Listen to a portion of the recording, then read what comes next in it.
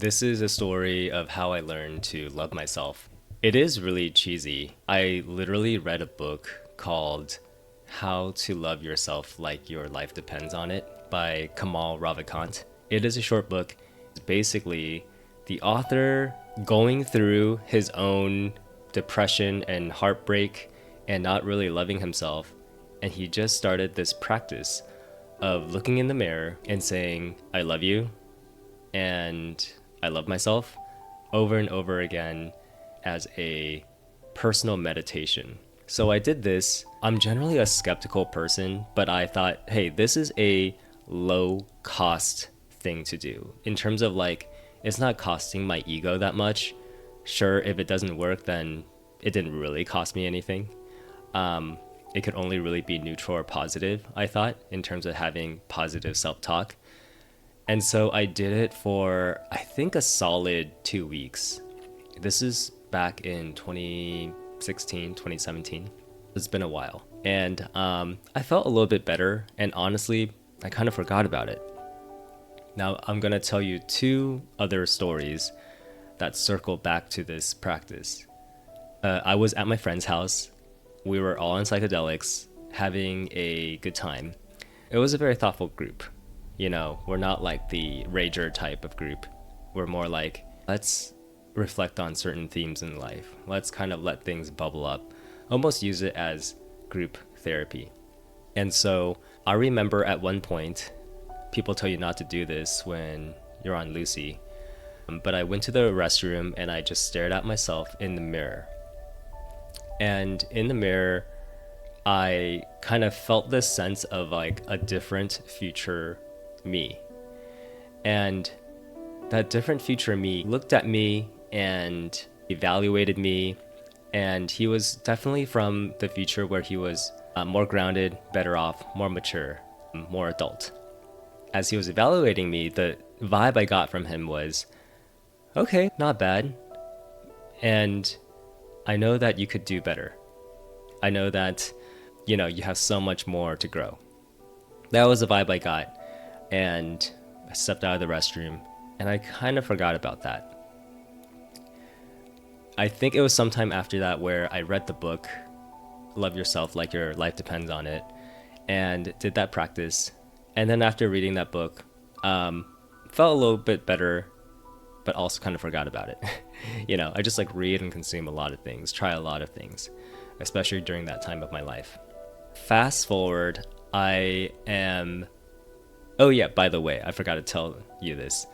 By the end of that conversation with myself in the mirror on that trip, there was also this sense of like, that part of the challenge was, hey, the next time I see you, I want to see you better.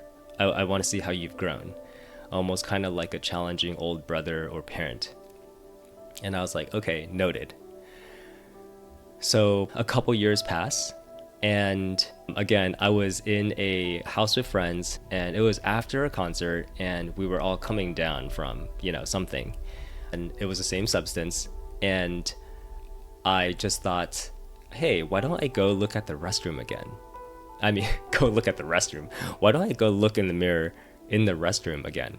So I did that, kind of still coming down from the trip, wanting to circle back to that mirror from that first trip I told you about. I had some built up anticipation. I was like, oh, I wonder what this future me is going to say now. Have I gotten better? Am I good enough?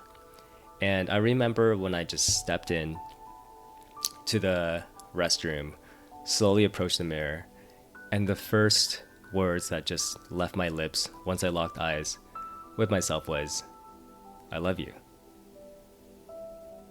It was not the message I thought I was going to get. I thought I was going to get another challenging, evaluating, criticizing self-judgment and just the automatic feeling and the literal words that came out was just, I love you.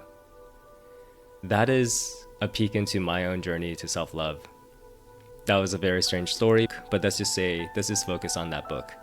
The practice of just saying I love you over and over again, it did train my subconscious and it did seep into my consciousness. And I think that practice did help a ton.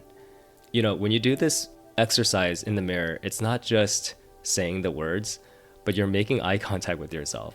It could feel really intimate and really intense. And I wonder, how often do we do something like that, of that sort of intensity and self reflection? And so I think that exercise got to me, that book got to me, and it worked. There were also a lot of different things that I was doing at that time, a lot of life experiences that I also integrated into my psyche.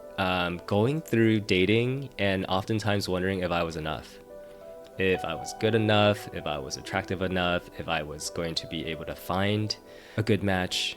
And throughout those ups and downs, I kept coming back to myself. After the disappointments and the heartbreaks, this self-love emerged from integrating all those experiences. Like, hey, you're still here, you are the common denominator, and you are trying to find love.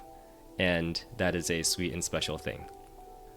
Across those 3 points in time, reading the book, trip number 1, and then trip number 2, it was a very cohesive and surprising experience for me in terms of learning how to love myself and really feeling it, like feeling it in my bones. And I think the way that I would describe self-love is, it's like self-recognition. It's this feeling of coming from a place that's lacking judgment. It's open, it's curious, it celebrates growth, and it kind of has this like zoomed out view, this feeling of like me as a human being. Like self-love, I think I used to think of it as like I pamper myself and I do all these self-care things and I have to act or look a certain way to perform that I love myself. But I think the self-love journey I went through, it was really from a spiritual place of looking at myself as so cheesy, a spiritual being having a human experience and being like, wow, I love this human, like I love that this soul and personality is going through this, and I could have love for this person because he is so human, he is so flawed. It's kind of like the inner parent and the higher mind having so much love for the inner child. So I just wanted to share that. If you have a similar goal of creating more self-love and less judgment within your life, then I hope this story resonates